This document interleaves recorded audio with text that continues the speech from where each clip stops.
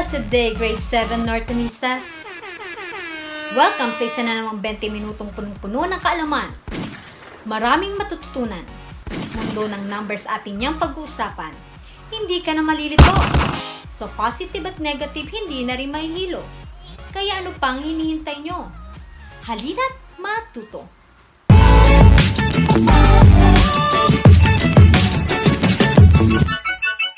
Are you ready for a fun-filled discussion? By the way, I am Karen Rose Salapar, na China apo ni Lolo, Karen po. And what are you waiting for? Get your learner's packet, answer sheets and ballpen, and stay tuned in another exciting grade 7 mathematics lesson only here at HALINA'T MATH-TUTO sa Dasmariñas North National High School. Today's topic is square root. By the end of the lesson, you are expected to describe principal roots and tell us whether they are rational or irrational, and determine between what two integers the square root of a number is. Did you know that life will be a lot easier when you can simply remember the multiplication tables?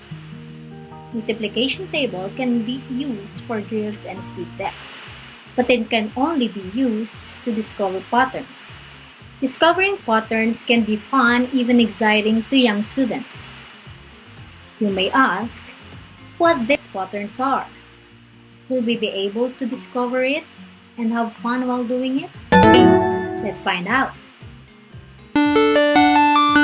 Have you noticed the middle diagonal numbers from the top left corner to the bottom right corner of the multiplication tables? They are the numbers. When you multiply it by itself, the results are perfect squares. Wow! A perfect square is a number that can be expressed as the product of two equal integers or numbers. For example, 9 is a perfect square because it is the product of two equal integers. 3 times 3 is equal to 9. However, 7 is not a perfect square because it cannot be expressed as the product of two equal integers. The opposite of this pattern is the square root. It goes the other way. 5 times 5 is 25. So, a square root of 25 is 5. Say what? A square root of a number is a number when you multiply to itself will give you the original number. For example, the square root of 16 are negative 4 and positive 4 because when positive 4 and negative 4 are multiplied to themselves, they are equal to 16. If the square root of a number is non-terminating, walang katupusan ng decimals, non-repeating decimals, hindi na lang ulit ang decimals, or paiba-iba, we can say that it is a rational number.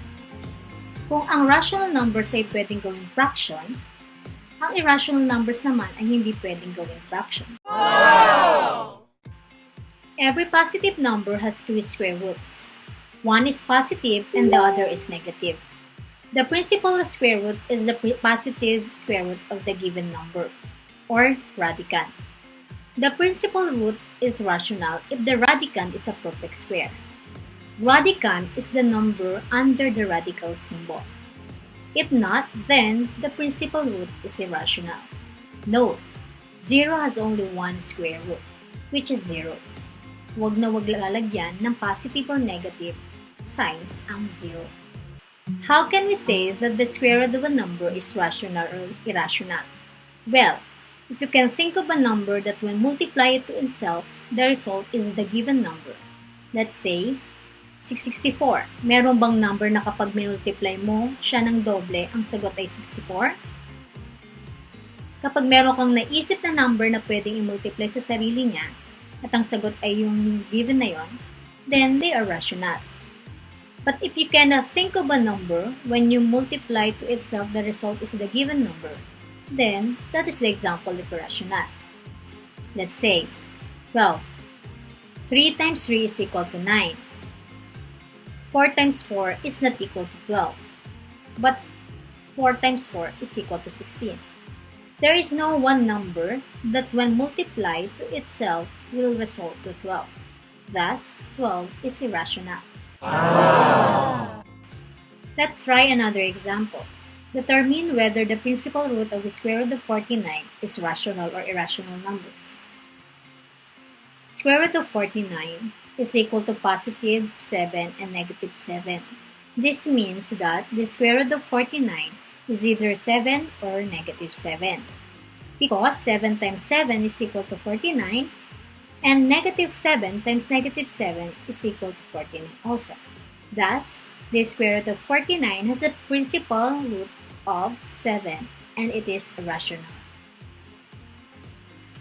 Another example, determine whether the principal root of square root of 7 is rational or irrational. Square root of 7 is equal to positive negative square root of 7. The radicand 7 is not a perfect square. If the radicand is not a perfect square, then the principal square root is irrational. Based on the last example, how can we determine between what two integers the square root of a number is? Let's try this example. Between which two consecutive integers does square root of 8 lie? Ang 8 ay sa pagitan ng dalawang perfect square na 4 and 9. Thus, the square root of 4 is 2 and the square root of 9 is 3. So, it means that the square root of 8 is between 2 and 3. Another example. Between which two consecutive integers does square root of 78 lie? Ang 78 ay sa pagitan ng dalawang perfect squares na 64 and 81. Thus, the square root of 64 is 8 and the square root of 81 is 9. So, it means that square root of 78 is between 8 and 9. That's all for today. You may now start answering your learning tasks for the week. Don't forget to like, share, and subscribe in our YouTube channel so you would be updated in our latest uploads. At ayun na nga, sana ay may natutunan kayong bago sa ating talakayan. Hanggang sa susunod na Miyerkules, samahan nyo kami muli sa 20 minutong punong-puno ng kaalaman. Maraming matututunan, mundo ng numbers atin niyang pag-uusapan. Kaya ano pang hinihintay nyo? Halina't matuto!